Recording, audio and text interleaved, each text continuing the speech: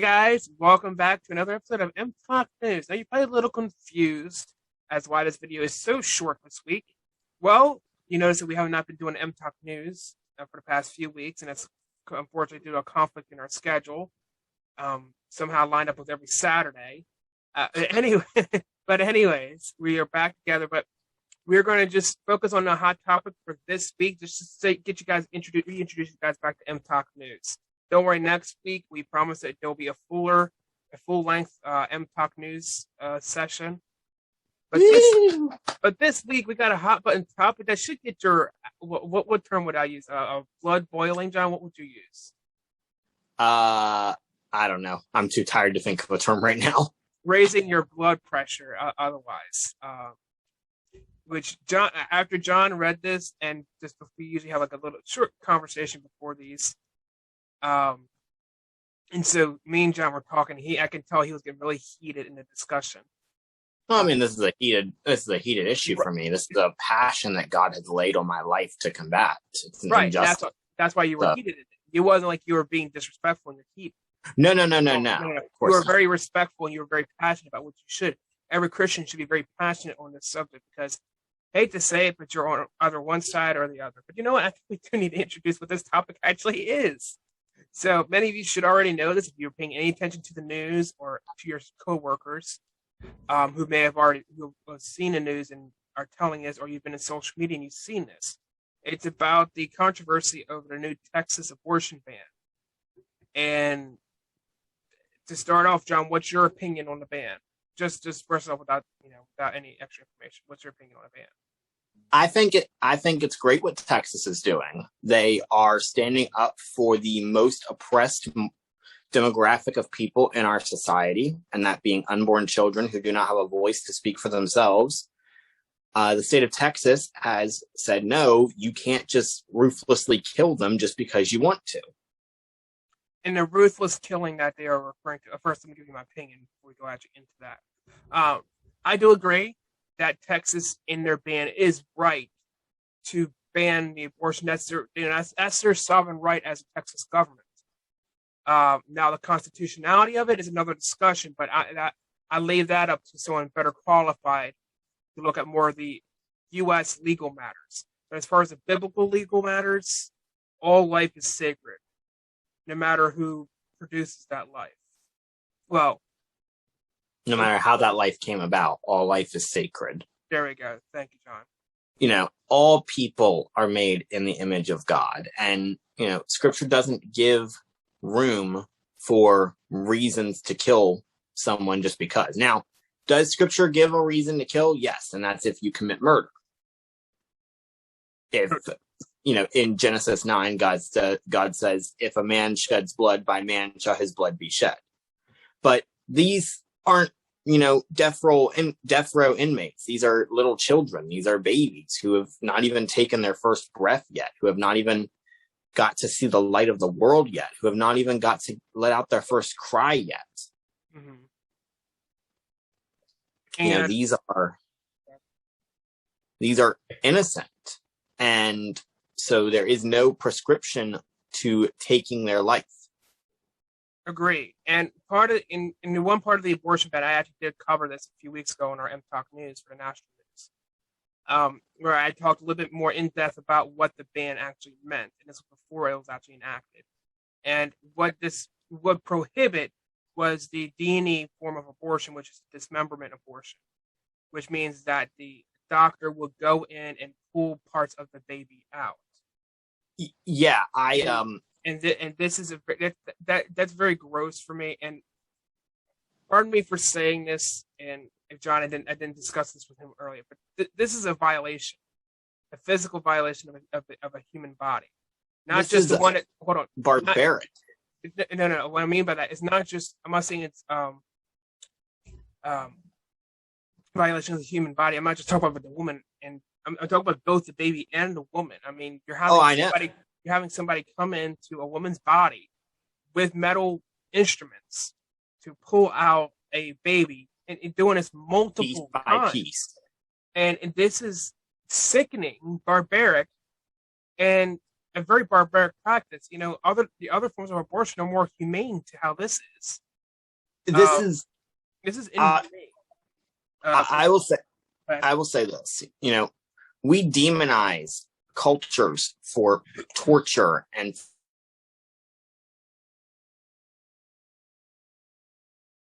this sick and barbaric to continue. This is nothing short of cold-blooded murder, guys. Fast forward 2 years and see if anyone would be okay with you doing that to a toddler. And every single person will say, absolutely not. That is sick. That is barbaric. The person who did it deserves to be locked up for the rest of their lives, if not face the death penalty. And yet, for some reason, because they don't have to listen to the baby cry, they seem to be okay with it. And the other part of the issue that I'm looking at, and then we're going to get into more focused topic.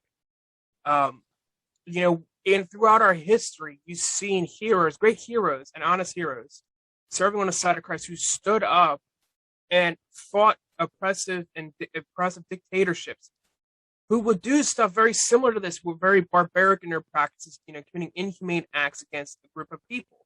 You see this with Stalin and Hitler, and those are just a few who I can know off the top of my head. And, the Christians we demonize them for that. But yet we see it as okay now to do that to babies who can't speak their opinion. At least then you knew who your enemy was. During a war, oftentimes you know who your enemy is. But in this case, you don't know what that child is. And pardon me for saying this, and I feel for you that you were raped. If this baby was born as a product of rape or came about as a product of rape, I'm sorry about it. And, I'm so sorry that you were raped and violated. But it's just because you were raped and violated by that evil person does not mean that a child is going to be born an evil person. You have that responsibility to raise them right. And in fact, I would say raise them right. If you don't have the means to raise them, yes, adoption is of course. Now I know some people are going to say, well, so many people are stuck in the foster care and adoption system, and they end up in bad situations. Well, that's something that we can work on. Why don't we put the money that we're putting into abortion programs? Why don't we put that into our foster care programs, our adoption programs? And why don't they do this too? If you are so critical about people adopting children out of adoption clinics and foster care system, then why don't you make it cheaper and cheaper than it already is? Because you're not supposed to be charging an arm and a leg to pick up a child if that is your cause. And if you want children to be adopted, then you really need to take a look at where the system falls short and fix that system. But murder is not the solution. That would be like saying, well, there's an overpopulation, so we need to start killing people off. Right. Let's find a way the solution. Yeah, it's not the solution. So to bring it more into the actual topic. Let's bring it into more of a focus. And so recently it was more controversy with the Supreme Court denying the pro-abortion activists the opportunity to overturn this case or to block the abortion ban in Texas. And the Supreme Court, in a majority rule, said, no, we're not going to review this under the grounds that there's not enough evidence to overturn this decision. Not even getting to the point of constitutionality. And when I look at this, some people have complained that they're not looking at the constitutionality of the matter. The issue is that's getting more into the case itself. If there's not enough evidence to bring charges against somebody, then you're obviously not going to have a case be heard, obviously, right? Yeah, like if I go into a courtroom, and if I'm being arrested, there needs to be evidence for my arrest, or else I will be, released without charge. Yeah, like with this, you can't just bring a low amount of evidence towards something and expect the courts to act. They have that right. Now, and understand this too, they have not said that they won't hear the case in the future. They're saying they're not going to hear the case right now. Now, I am full support of the abortion ban, at least in regards to the D&E abortion and 6-week abortion time frame. I mean, I'm in support of any abortion ban. Right. But what I'm saying is, I'm talking about the Texas abortion ban. Oh, yes. So let's bring it in. I just did. Yeah. So what's your opinion on it, John? on that portion of it? Do you support the Supreme Court's decision, or? I absolutely support the Supreme Court's decision. You can't just overturn a law because you don't like it. That's all it is. It's them wanting to overturn the law because they just don't like it. They were told no, and that's what they're doing. And, the Constitution, Dustin and I are not Supreme Justices, so we can't say for certain. Well, I've read the Constitution and stuff, and the Constitution does protect human life. So if we really want to get into the constitutionality of it, then yes, the abortion ban is absolutely constitutional. And I know that wasn't it the Biden administration tried blocking Texas from passing this law? I'm not 100% on that topic. I think that's what I read. I may have missed. Don't quote me on that. I think I read that the Biden administration attempted to block Texas, and the Supreme Court wouldn't let them. Right. I'm not 100% on that. So another district judge in Texas, District Judge Robert Pittman, who was appointed actually by former President Barack Obama, and he rejected the request of the U.S. DOJ to issue a temporary restraining order or preliminary injunction against this Texas Senate Bill number 8, which is the one in contention with the abortion ban. Which is the abortion ban, my apologies. And just this, just seeing that, it points to that there's not enough evidence to overturn this. You can't, like John said earlier, you can't just just say you don't like a law, so you're going to get rid of it. You have to have evidence on why that law is wrong, how it's oppressive, how it's wrong, how it's demonized, how, whatever in the grand scope of how it's wrong. You have to bring evidence for why it is, or else you're just not liking it because you don't want to like it. And we as Christians, we face that every day. There's a lot of things that we don't like, but guess what? They're going to happen. And yes, we know we could do something about it, and though we have the opportunities to do so, we're not always going to be able to make that change. Not without one conclusive evidence on why it's wrong, but without conclusive evidence to support and back our argument. So that's my ending point on that matter. What do you got, John? What I have at the end is this to say, this law, to really summarize everything I remember reading about this law, it makes these types of abortions illegal. It makes it illegal to help someone perform or get one of these abortions as well. Right. And as I've said, I'm fully in support of it. I feel that it doesn't go far enough in banning all of them, but you got to start somewhere.